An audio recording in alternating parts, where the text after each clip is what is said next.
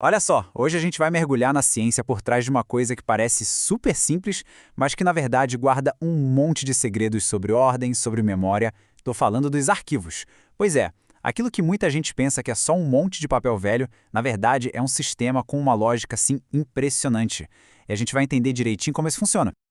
Então, para a gente entender isso, vamos começar com um mistério bem real. Pensa só, o Instituto de Identificação de São Paulo, o IRGD, eles têm lá milhões, eu digo literalmente milhões, de fichas de impressão digital, tudo em papel, sem computador, sem sistema de busca digital, nada disso. E mesmo assim, eles conseguem achar uma ficha específica no meio de todas essas outras, de forma quase instantânea. A pergunta é: como? Qual é o truque? Bom, já adianto, não é mágica não, é pura ciência. Certo. E para desvendar esse mistério, o primeiro passo é entender o que de fato é um arquivo. Sabe, é muito comum a gente confundir arquivo com biblioteca, com museu, mas a verdade é que a natureza dele é totalmente diferente. E é justamente nessa diferença que está a primeira pista para a gente solucionar o nosso caso. Então, a grande sacada, a diferença fundamental, está no jeito como cada um deles é formado. Pensa bem, museus e bibliotecas, eles têm coleções, né? Alguém foi lá intencionalmente e coletou as coisas. Um curador vai atrás de uma pintura específica para o museu, uma biblioteca compra vários exemplares de um livro, ou seja, é um processo ativo de juntar itens. Agora, com os arquivos, a história é outra. Eles não nascem assim. E aqui está o pulo do gato. Um arquivo não é colecionado, ele é acumulado. Ele é o resultado natural, orgânico das atividades de uma organização, do dia a dia mesmo. Pensa nos e-mails, nos relatórios, nos memorandos que uma empresa gera. Ninguém está lá pensando, vou colecionar este e-mail para o futuro. Não, os documentos são criados para cumprir uma função na hora.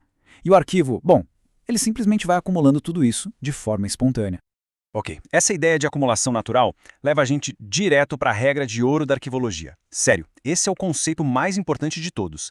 É com ele que a gente vai finalmente entender o segredo lá das impressões digitais. Estamos falando do princípio da proveniência. E o que diz esse tal de princípio da proveniência? Na verdade, é bem simples e direto. A ideia é a seguinte: documentos que foram criados pela mesma pessoa ou pela mesma organização têm que ficar juntos, sempre. E nunca, mas nunca mesmo, podem ser misturados com documentos de outra origem. Por exemplo, se a Secretaria de Finanças de uma prefeitura produzir um monte de relatórios, esses papéis formam um conjunto, um universo próprio. Você não pode, de jeito nenhum, misturar eles com os registros do RH, por exemplo.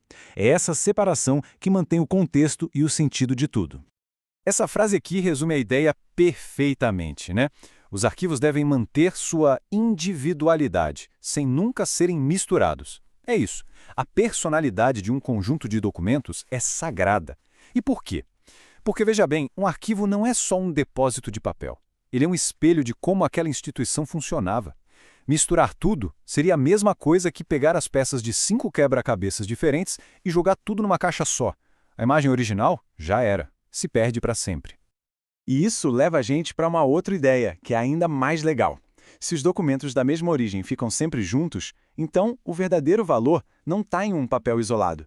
Sabe, o poder de verdade está na relação que existe entre eles. É essa teia, essa conexão, que conta a história completa. A gente pode até visualizar a diferença. De um lado, imagina uma pilha de papéis jogados de qualquer jeito. A gente até pode tirar uma informação ou outra dali, um fato isolado. Mas, do outro lado, um arquivo organizado é como uma teia, uma rede orgânica, onde cada documento está ligado ao outro, mostrando como um processo aconteceu. E essa qualidade tem até nome, é a organicidade.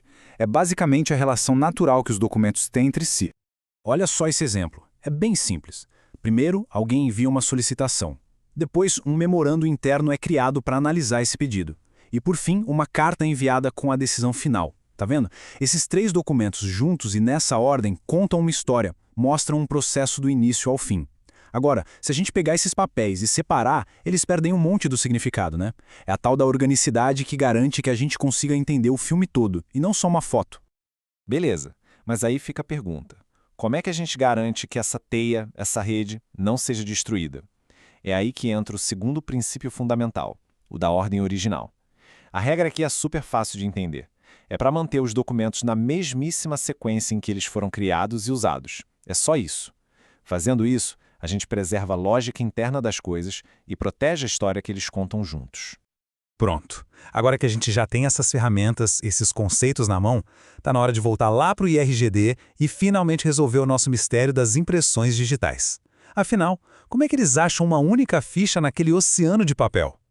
A resposta, no fim das contas, é que o arquivo não é um amontoado de gavetas bagunçadas. Ele é, na verdade, um mapa lógico. Por causa daqueles princípios que a gente viu, o da proveniência e o da ordem original, as fichas estão organizadas de um jeito que reflete exatamente o processo de como elas foram criadas. Então o arquivista não sai procurando na sorte. Ele ou ela, na verdade, está navegando por esse mapa, indo direto na gaveta certa, na seção certa onde a ficha tem que estar, com base em como e quando ela foi feita. Simples assim.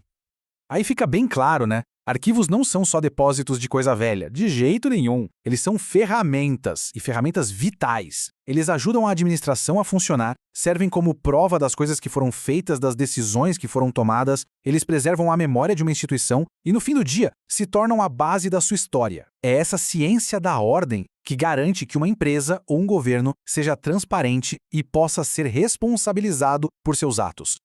E para a gente fechar, fica aqui uma provocação, uma reflexão. Se um arquivo conta a história de uma organização, o que será que os nossos arquivos pessoais contam sobre a gente?